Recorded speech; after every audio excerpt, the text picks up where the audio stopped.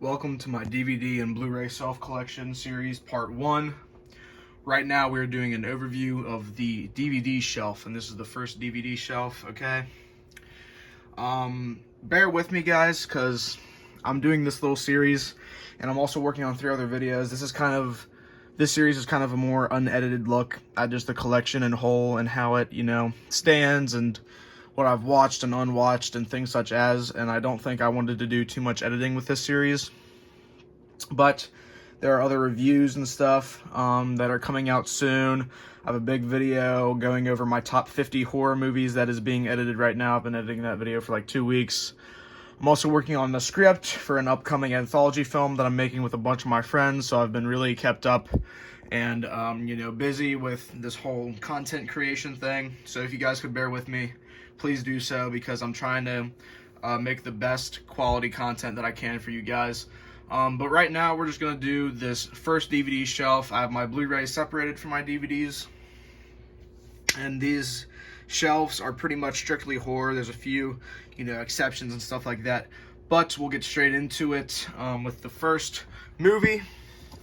The first film we have up here, apologies for the glare, is 100 Feet, which I have not seen yet. I picked that up recently. Next is a film called 100 Tears. It's made by Marcus Koch. It's a really good, gory slasher film. This is the extended director's cut, and this is the Unearthed Films DVD.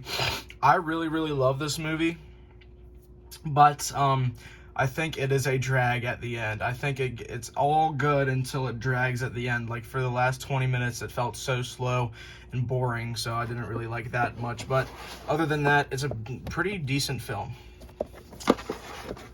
Then we have 12 Disasters. This is a sci-fi original disaster movie about this girl's grandmother who's like, oh, you're the she's like some type of chosen individual, and these disasters are all happening and all this bad stuff starts to happen. There's these icicles that fall out of the sky, this like frozen, like weird kind of like surge, like this blast of frozen stuff that kind of like freezes people and breaks them down. It's actually pretty decent. It's a pretty cool movie.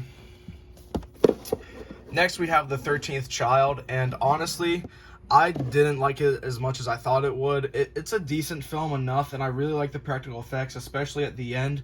It was really, really awesome, but I think it just kind of fell flat with the rest of the movie, because the rest of the movie is not that good. Hold on, let me just wipe off my camera just for the glare, but I don't think, it's too great, but I'm keeping it for the collection. Nothing that I wouldn't, give a rewatch.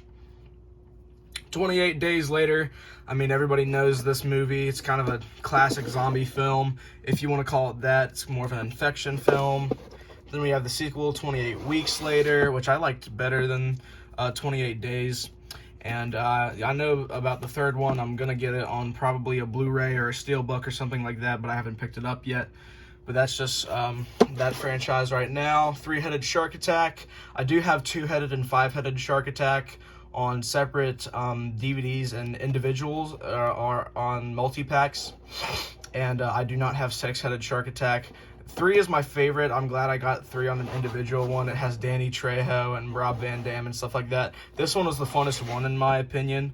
It was just really ridiculous, and you get what you get. It's an asylum movie, so you know what you get with those type of films. 30 Days of Night. This is a really good vampire flick. The vampires in this film are really creepy. I really like this film. It almost broke my top 50, but it didn't.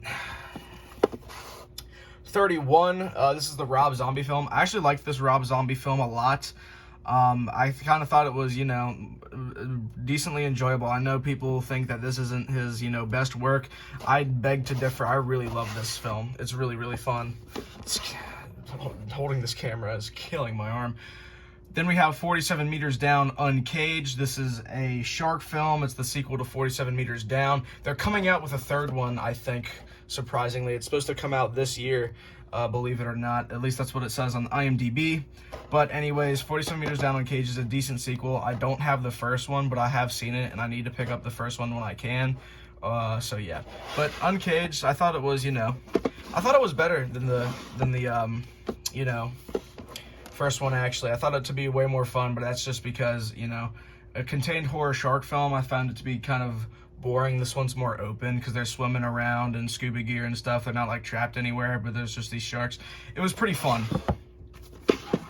51, that's a really cool After Dark Horror Fest, also a sci-fi original when they teamed up back in like 2010 to make sci-fi originals, After Dark Horror Fest stuff. It's about this alien, and they're in Area 51. It's actually not bad. If you guys want to check it out, I do recommend it. The Seventh Hunt. Wow, this was a watch, man. It's not bad per se, it's just very, very low budget. And honestly, I thought it was pretty decent for the budget they had. If you can deal with cheesy stuff, then go ahead and give Seventh Hunt a watch. Then we have this dual pack, but I put it up here just for the 8213 Gacy House. I did not watch the bonus movie, it looks stupid. But 8213 Gacy House is a, I think in Region 2, it's under like Paranormal Entity like 5. There's like 500 paranormal entities in Region 2. Here they're all released under different names, and it's all really weird for some reason. But yeah, 8213 Gacy House was a really interesting watch. I kind of liked it. It's like, you know, same line as Paranormal Entity, and you know, making a found footage film is hard to mess up in my opinion, so yeah. The Abandoned, this is a film I actually haven't watched yet from the After Dark Horror Fest. I caught it pretty recently, like a month ago. I just haven't got around to it because I've been picking up DVDs and Blu-rays left and right. Abominable, this is a sci-fi original movie about the abominable snowman in these mountains. It's kind of told through this perspective of this one man because he's in a house, he's in a wheelchair. He's in a house in a wheelchair, and next to these three like college girls, and the Bigfoot starts to pick off the college girls, and he's trying to warn them, but they think he's a creep. You know, all the college girls get killed off, and, you know, well, one survives and stays with them and everything, but yeah, it's a pretty decent watch, actually. I liked it a lot more than some of the other sci-fi originals that they have put out over the years, which I'm sad that they stopped making. Abominable, this is one that I can't remember too much under the same name, but it's not the sci-fi original one. Abraham Lincoln vs. Zombies. This is a really cheesy zombie flick put out by the Asylum. It's supposed to be kind of like a mockbuster or a capitalization off the Abraham Lincoln Vampire Hunter movie that came out a while ago. So yeah, I mean, I liked it for what it was. It was really cheesy. The zombies are really like George A. Romero-esque. You know, there's like a part where they just completely stand still and don't move at all. It's kind of like a comedy horror-ish, and I liked it. I liked it a lot. Age of Dinosaurs, this is another, not sci-fi original, well yeah, sci-fi original, but Asylum flick. I liked this one a lot. This is probably my favorite sci-fi original slash Asylum movie ever, because this is amazing. I love this film with all of my heart. This is the first ever DVD I ever bought ever. This is what kind of sparked the collecting, and you know, I've watched it countless times. Alien, it's a classic. It's really good, especially it was really impressive for the time. Hold on, guys. This is killing my arm here. Alien Code. I can't remember much about this film, which is probably not a good thing, but, you know, maybe it's due for a rewatch at this point. Alien Invasion Arizona. This is one about, you know, there's these people, there's like these 3 cops and these criminals on a prison bus. Yeah, they're on a prison bus. And these girls break out the prisoners and everything, and the cops have to come with them. They're holding them hostage. And then there's this alien invasion that breaks out. It's actually pretty decent for what it was, you know. It's kind of an older flick, too. A little older in, like, early 2000s. Alien Lockdown. This is a sci-fi original alien film. I actually kind of liked it. I thought it was really fun for what it was. It's practical effects. It's clearly a ripoff, or, like, trying to capitalize off Alien, you know. With this, you know, it's pretty good, actually. I got it on a weird Blockbuster case. This is a Blockbuster case and a rental. So, yeah, that's pretty cool. Then we have Alien Outbreak. Alien Outbreak, surprisingly, kind of, like, blew me away in terms of, like, I thought this was going to be horrible, and it actually was pretty decent.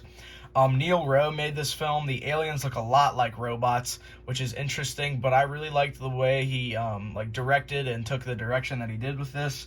It's really interesting. It's about this cop, and she's trying to find her way through, you know, the apocalypse when aliens break down on Earth. It's pretty interesting. There's some cool visuals in it and stuff. There's like a weird alien half-man creature in this dude's garage or shed. It's so weird. Alien Reign of Man, once again, due for a rewatch. Alien Rubicon, this is a newer Asylum flick that I actually haven't watched yet. I picked it up at Walmart, I think, a few months ago, so it's due for a watch.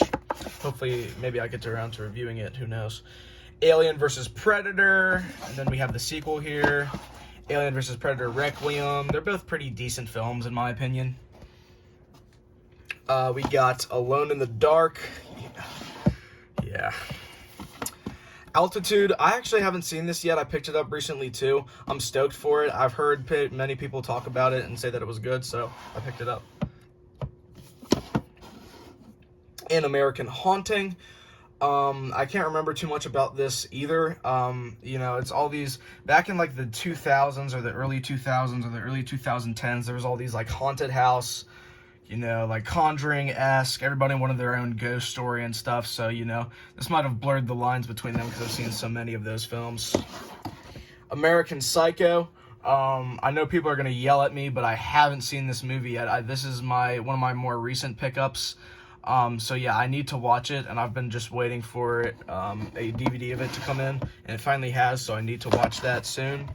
An American Werewolf in London, classic, love that film. Amityville Clown House. It's not about a clown. The clown's in the first 20 minutes for some reason, and then the rest of the movie's about this monkey puppet, you know, that kind of has this, you know, the movie The Monkey, you know, the one by the same director of Longlegs. It's kind of about that. It goes by a different title in some regions. Originally, I think it was called Amityville Legacy, or something along those lines, which would be a way more fitting title because the clown really has nothing to do with the story. It's just, I guess it's just padding for the you know, feature runtime of 1 hour and 30 minutes, which I don't even think this film is.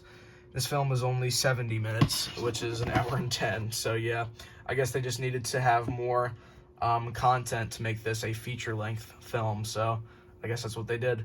But overall, it's all right. I mean, I don't know.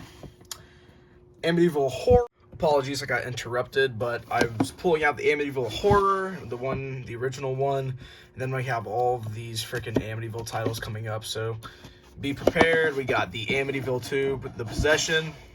I put these all together just because they're all Amityville. Amityville 3D.